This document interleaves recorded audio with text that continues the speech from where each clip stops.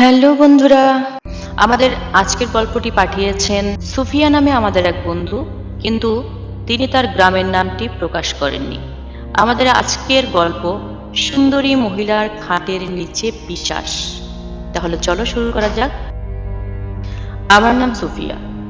আমি আজ আমার জীবনের একটা ভয়ঙ্কর অভিজ্ঞতা বলবো। এই কাহিনীটা শুনে তোমরা হয়তো বিশ্বাস করবে না, কিন্তু আমার জীবনে এটা সত্যি ঘটেছে। আমি বাংলাদেশের এক ছোট্ট গ্রামে থাকি। নামটা বলবো না, কারণ এখনো সেখানে লোকজন আমাকে পাগল মনে করে। গ্রামটা নদীর ধারে, চারিদিকে ধান ক্ষেত আর জঙ্গল। রাত হলে সবকিছু অন্ধকারে ডুবে যায়, আর তখনই শুরু হয় অদ্ভুত শব্দগুলো। কুকুরের ডাক, পাতার খসখসানি, আর কখনো কখনো দূর থেকে কান্নার মতো আওয়াজ।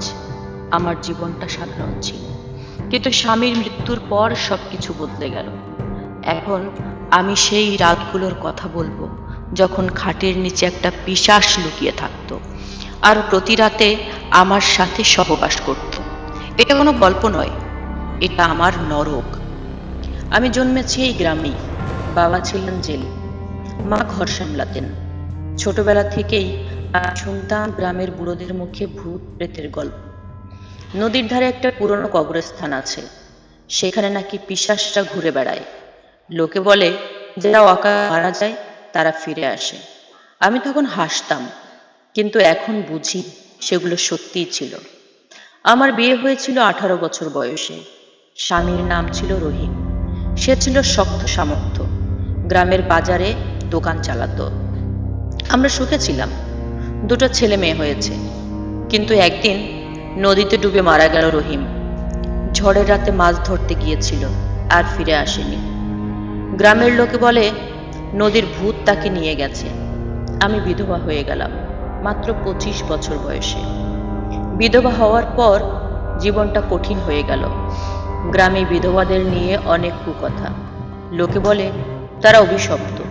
আমি ঘরে থাকতাম, ছেলে মেয়েকে লালন পালন করতাম। আমার ঘরটা ছোট, মাটির দেয়াল, খড়ের ছাদ। খাটটা পুরনো, রহিমের সাথে কেনা। খাটের নিচে সবসময় অন্ধকার, ধুলো জমে থাকতো। প্রথমে কিছু মনে হয়নি, কিন্তু রহিমের মৃত্যুর কয়েক মাস পর থেকে রাতে অদ্ভুত অনুভূতি শুরু হতে লাগলো। আমি খাটে শুয়ে থাকতাম, ছেলে মেয়ে পাশে।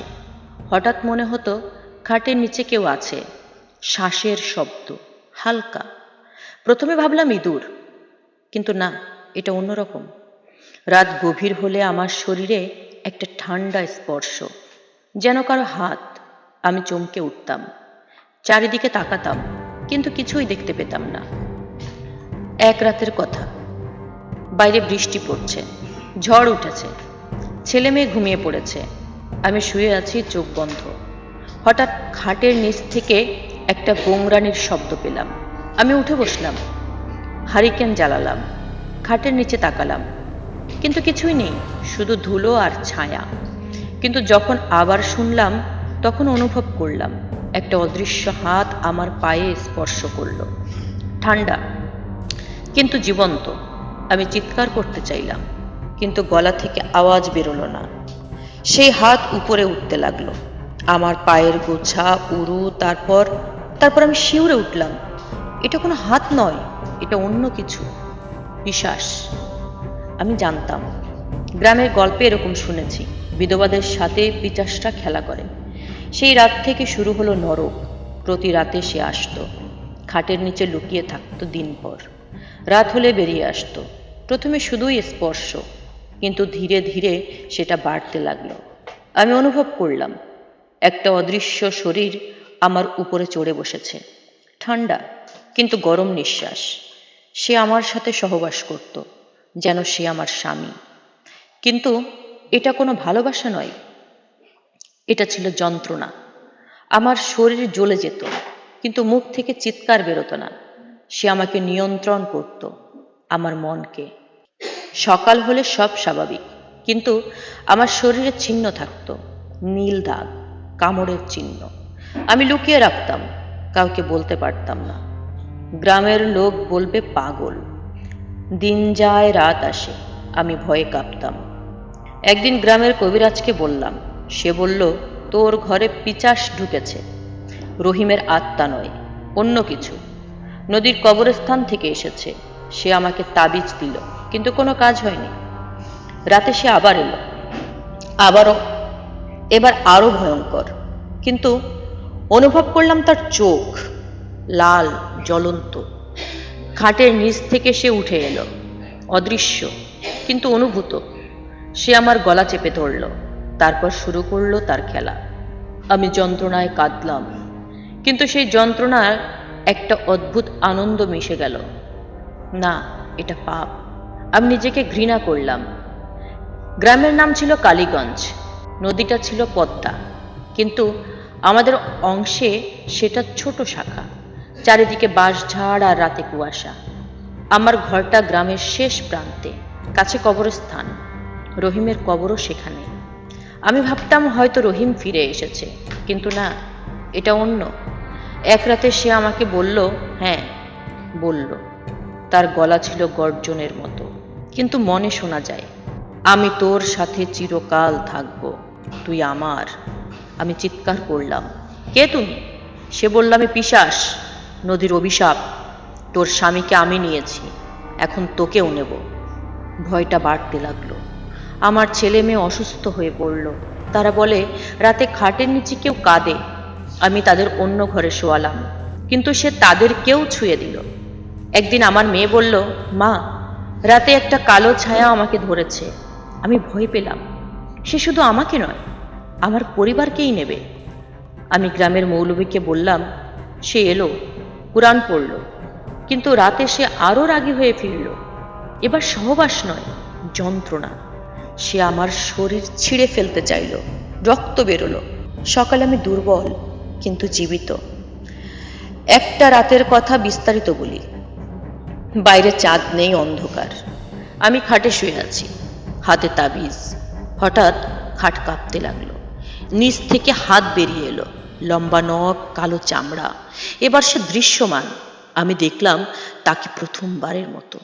তার মুখ বিকৃত, চোখ লাল, দাঁত তীক্ষ্ণ। সে খাটের উপরে উঠে এলো, আমার শরীরে ঠান্ডা কাদার মতো। সে আমার উপর চড়ল, তার নিঃশ্বাসে পচা গন্ধ। তুই আমার, সে গর্জন করল। তারপর শুরু হলো সেই যন্ত্রণাময় সহবাস। আমার শরীর জ্বলে উঠল, কিন্তু আমি প্রতিরোধ করতে পারলাম না। সে আমাকে ভোগ করলো ঘন্টার পর ঘন্টা। সকাল হলে সে খাটের নিচে লুকিয়ে গেল। আমি উঠতে পারলাম না, শরীর অসাড়। দিনগুলো কাটতে লাগলো। আমি পাতলা হয়ে গেলাম, চোখের নিচে কালি। গ্রামের লোক বলে আমি ভূতে পাওয়া, কেউ কাছে আসে না। আমার ছেলে একদিন বলল, মা, আমি খাটের নিচে একটা মুখ দেখেছি। আমি তাকে চুপ করতে বললাম, কিন্তু রাতে সে আবার এলো। এবার আরো ভয়ঙ্কর। সে আমাকে বলল তার গল্প। আমি ছিলাম একজন মানুষ, নদীতে ডুবে মরেছি, কিন্তু আমার আত্মা অভিশপ্ত। আমি বিধবাদের খুঁজি, তাদের ভোগ করি, তাদের জীবন নেই। আমি জিজ্ঞেস করলাম, কেন? সে হাসল, তার হাসিতে রক্তের গন্ধ। কারণ আমারও একটা বিধবা ছিল, সে আমাকে ছেড়ে গেছে, এখন আমি তার প্রতিশোধ নেব। আমি সিদ্ধান্ত নিলাম পালাবো, কিন্তু কোথায়? গ্রাম ছেড়ে শহরে যাব? কিন্তু সে জানতো। এক রাতে আমি ব্যাগ গোছালাম, ছেলে মেয়েকে নিয়ে যাব, কিন্তু দরজা খুলতে গিয়ে দেখলাম সে দাঁড়িয়ে আছে, অন্ধকারে তার ছায়া। সে আমাকে ধরে খাটে ফেলল, তারপর শুরু করলো তার খেলা। এবার সে আমাকে বলল, তুই পালাতে পারবি না, তুই আমার দাসী। যন্ত্রণা, অসহ্য যন্ত্রণা। আবার চোখ থেকে রক্ত বেরোলো। সকালে আমি জেগে উঠলাম, কিন্তু ছেলে মেয়ে নেই, তারা অদৃশ্য। আমি খুঁজলাম, গ্রামে চিৎকার করলাম, কিন্তু কেউ দেখেনি। আমি জানতাম সে নিয়ে গেছে। ভয়টা এখন আরো চরম। আমি একা, প্রতি রাতে সে আসে, আমাকে ভোগ করে। তার স্পর্শে এখন বিষ। আমার শরীর পচে যাচ্ছে, কিন্তু আমি মরছি না। গ্রামের লোক আমাকে এড়িয়ে চলে। একদিন আমি কবরস্থানে গেলাম, রহিমের কবরে কাঁদলাম। সেখানে একটা বুড়োকে দেখলাম। সে বলল, পিশাচকে মারতে হলে তার নাম জানতে হবে। আমি রাতে তাকে জিজ্ঞেস করলাম। সে বলল, আমার নাম আজগর, আমি নদীর রাজা, আমি তাবিজ বানালাম তার নাম দিয়ে। কিন্তু সে হাসল, এটা কাজ করবে না। ক্লাইম্যাক্সের রাত, বাহিরে ঝড় বিদ্যুৎ, আমি খাটে শুয়ে আছি, হাতে ছুরি। সে এলো খাটের নিচ থেকে। এবার তার পুরো শরীর দৃশ্যমান, লম্বা কালো শিং। সে আমার উপর চড়ল, তার দাঁত আমার গলায়। আমি ছুরি মারলাম, রক্ত বেরোলো, কিন্তু তার নয়, আমার। সে গর্জন করল, তুই মরবি আমার সাথে। তারপর শুরু হলো চূড়ান্ত যন্ত্রণা, সহবাস নয়, খাওয়া। সে আমার আত্মা খেতে লাগলো। আমি চিৎকার করলাম, গ্রামের লোক চলে এলো। তারা দেখলো আমি একা, কিন্তু আমার শরীর ছিন্ন ভিন্ন। আমি বেঁচে আছি, কিন্তু মৃত আত্মার মতো। পিচাস চলে গেছে, কিন্তু তার ছায়া রয়ে গেছে। আমার ছেলে মেয়ে আর ফিরে আসেনি। এটা আমার কাহিনী, বিশ্বাস করো বা না করো। কিন্তু রাতে খাটের নিচে তাকিও না। কেমন লাগলো বন্ধুরা আমাদের আজকের গল্পটি? কমেন্টস করে অবশ্যই জানাবেন। আর এরকম আরও নতুন নতুন অলৌকিক গল্প পেতে আমাদের চ্যানেলটি সাবস্ক্রাইব করতে ভুলবেন না। আমাদের চ্যানেলটি সাবস্ক্রাইব করুন, লাইক, কমেন্টস এবং শেয়ার করুন। ফিরে আসবো আরও একটি নতুন রোমাঞ্চকর গল্প নিয়ে। সেই পর্যন্ত সবাই ভালো থাকবেন, সুস্থ থাকবেন। ধন্যবাদ সবাইকে।